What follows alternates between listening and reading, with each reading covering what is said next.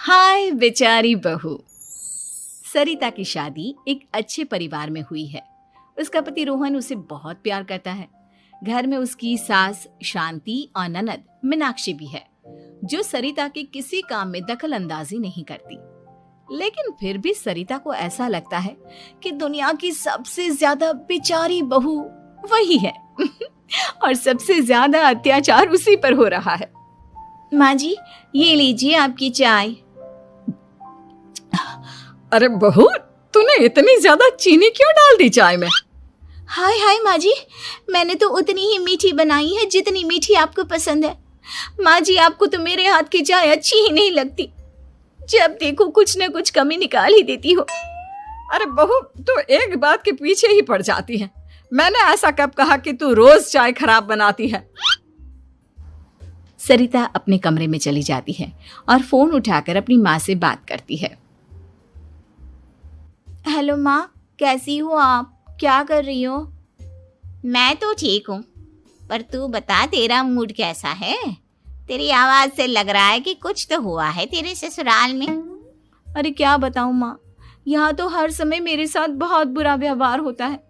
मैंने अपनी सास के लिए इतनी अच्छी चाय बनाई, लेकिन मेरी सास चाय पीते ही मुझे 4 बातें सुना दी। बेटी, तू इतनी छोटी छोटी बातों पर ध्यान ही क्यों देती हो? तुम्हारी सास ने कुछ बोल भी दिया तो क्या हो गया? वो बड़ी है ना तुझसे। माँ ने इतना समझाया, लेकिन इस बात का सरिता पर कोई असर नहीं हुआ। अपनी बेचारी बहू की छवि वो बदलना ही नहीं चाहती। अगली सुबह सब नाश्ते की टेबल पर बैठकर नाश्ता कर रहे थे, तभी सरिता ने अपने पति से कहा, सुनिए जी, मुझे ना आज बाजार से कुछ सामान लेकर आना है। आज आप ऑफिस से आने के बाद मुझे लेकर चलना ना। भाभी, मुझे भी कुछ किताबें खरीदनी है। आप दोनों जा ही रहे हो तो मेरी किताबें भी ले आना। लो, अभी तो बात ही की है बाजार जाने की, तो एक फरमाइश आ गई। माँ जी, आप भी बता दो कुछ, और हाँ, मोहल्ले वालों से भी बोल दो अगर वो कुछ मंगवाना चाहते हो तो। बेचारी मीनाक्षी अपना सा मुंह लेकर रह गई। ये सब देखकर रोहन से चुप नहीं रह गया और वो गुस्से में बोला, सरिता, क्या हो गया है तुम्हें? मीनाक्षी ने तो सिर्फ किताबों के लिए बोला है। तुम्हें मीनाक्षी से इस तरह से बात नहीं करनी चाहिए। माफी मांगो उससे अभी। क्या? मैं माफी मांगू? दिन भर आपके घर के काम करूं मैं, आपकी और आपके घर वालों की बातें सुनूं मैं, और अब माफी भी मैं मांगू? ऐसा कभी नहीं हो सकता। ये बोलकर सरिता वहां से चली जाती है। एक दिन उनकी पड़ोसन घर आती है।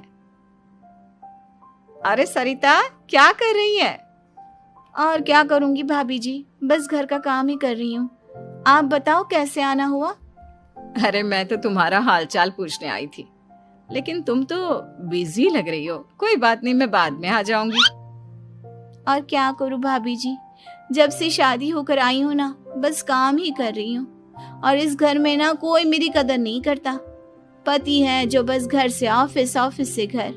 ननद को तो कॉलेज से फुर्सत नहीं। बची सास तो उनका सारा समय मेरी गलतियां निकालने में लग जाता है। अरे ये क्या कह रही हो सरिता? तुम्हारी सास तो पूरे मोहल्ले में तुम्हारी तारीफ करती फिरती है कि तुम बहुत अच्छी हो, पूरा घर तुम्ही ने संभाल रखा है। हाँ तो क्या हुआ? इसमें गलत क्या कहती है? सच्ची तो कहती है। मेरी मर्जी के बिना इस घर का पत्ता भी नहीं हिलता। शाम को जब रोहन घर आया तो उसने सबसे कहा, कल हम सबको मौसी जी के घर जाना है।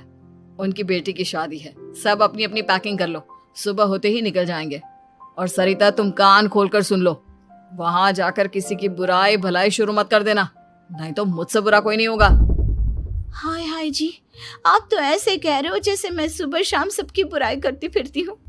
आज तक कोई कह नहीं सकता कि मैंने किसी की पीठ पीछे किसी के बारे में कोई बुरी बात बोली हो तो। अरे बस बहू, बात को और ज्यादा आगे मत बढ़ा। हमें सब पता है तो हमारे साथ क्या व्यवहार करती है। ये बात घर तक रखना। शादी में किसी को कुछ मत बोलना, नहीं तो सब कहेंगे कि शांति की बहू कितना बोलती है। हाँ हाँ, सब कुछ तो मैं ही बोलती हूँ ना। आप लोग तो हर समय फूलों की बारिश करते रहते हो मेरे ऊपर। सारी गलती मेरी है जो मैं इस घर में आई। सबका कितना ध्यान रखती हूँ, लेकिन फिर भी मेरी तो आप लोगों की नजर में कोई कदर ही नहीं है।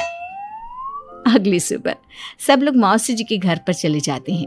वहां पर शादी का माहौल होता है, सब जगह चहल पहल होती है, बहुत सारे मेहमान आए हैं। सरिता को वहां बहुत अच्छा लग रहा है। वो अपने मन में सोचती है, यहाँ कितना अच्छा लग रहा है, कितनी रौनक है। मैं यहाँ किसी से ज्यादा बात नहीं करूंगी। अगर मेरे मुंह से कुछ ऐसा वैसा निकल गया तो रोहन जी तो मुझसे गुस्सा हो जाएंगी। सरिता ये सब सोच ही रही थी कि वहां रोहन की कजिन साक्षी आ गई और सरिता से बोली, आप सरिता भाभी हो ना? जितना आपके बारे में सुना था आप तो उससे भी ज्यादा सुंदर हो।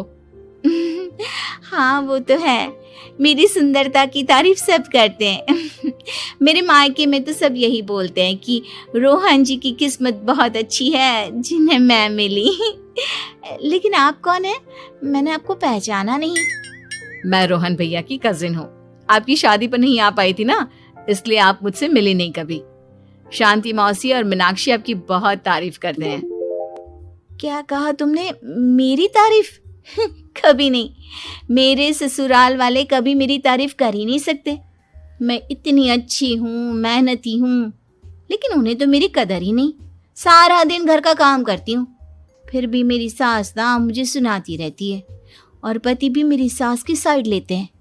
ना कभी बाहर ले जाते हैं ना कहीं घुमाने। अगर घुमाने के लिए कभी बोल भी देना तो उनकी बहन बीच में आ जाती है। मैं कैसे रह रही हूँ उस घर में ये मैं ही जानती हूँ। सरिता की ये बातें सुनकर साक्षी को बड़ी हैरानी हुई। अब वो हर किसी के सामने अपनी बढ़ाई और ससुराल वालों की बुराई करने लगी। रोहन और शांति को सरिता पर बहुत गुस्सा आया, लेकिन वो चुप रहे। अगले दिन जब वो अपने घर पर आए, सरिता, तुमने क्यों सबके सामने मेरी इज्जत का तमाशा बनाया? तुमसे बोला था ना कि चुप रहना। अजी ऐसा भी क्या कह दिया मैंने जो इतना भड़क रहे हो? तुम जहां जाती हो अपना रोना शुरू कर देती हो, कभी किसी दूसरे की बात ही नहीं सुनती, बस अपनी कहती रहती हो। तुमने सबके सामने हमारा तमाशा बनाकर रख दिया है। हे भगवान, मुझे अपने पास बुला ले। जिस घर में मेरी कदर ही नहीं उस घर में मेरा क्या काम? अरे क्या करूंगी मैं यहाँ रहकर? जो भी आता है मुझे सुनाकर चला जाता है। मैं तो किसी से कुछ नहीं कहती। सीधी सादी बहू मिल गई है ना सबको, तो जो जी में आए वो करो। सरिता ने अपने आगे किसी को कुछ बोलने ही नहीं दिया और उस दिन भी उसने सबके सामने खुद को बेचारी बना ही दिया। अगले दिन मीनाक्षी कॉलेज के लिए लेट हो रही थी, इसलिए वो हर काम जल्दी जल्दी कर रही थी। अपना नाश्ता लेने किचन में गई और पतीले में रखे गरम दूध को गिलास में डालने लगी। दूध का पतीला उसके हाथ से छूट गया और गरम गरम दूध उसके हाथ पर गिर गया। ओए माँ, हाय मेरा हाथ, माँ मेरा हाथ जल गया। मीनाक्षी की आवाज सुनकर सरिता दौड़ती हुई आई। ये क्या किया तुमने? तुम्हें नाश्ता चाहिए था तो मुझसे बोल देती, मैं क्या मना करती थी? अब पता नहीं कितने दिन की मुसीबत पाल ली तुमने। सरिता मीनाक्षी को उसके कमरे में ले गई और उसका बहुत ख्याल रखा। उसका इस तरह से ख्याल रखना शांति और रोहन को थोड़ा अजीब लगा। माँ, सरिता के दिमाग का भी कुछ पता नहीं। कल शादी में सबको इतना कुछ बोल कर आई है हमारे बारे में, और अब मीनाक्षी की कितनी अच्छी देखभाल कर रही है। ये ऐसा क्यों करती है? बेटा, तेरी बीवी की ना आदत हो गई है सबके सामने खुद को बेचारी दिखाने की, और आदत इतनी जल्दी नहीं बदलती। जब ये बोलना शुरू करती है तो रुकने का नाम ही नहीं लेती, इसलिए इसे पता ही नहीं चलता कि ये किसके सामने क्या बोली जा रही है। लेकिन दिल की बहुत अच्छी है।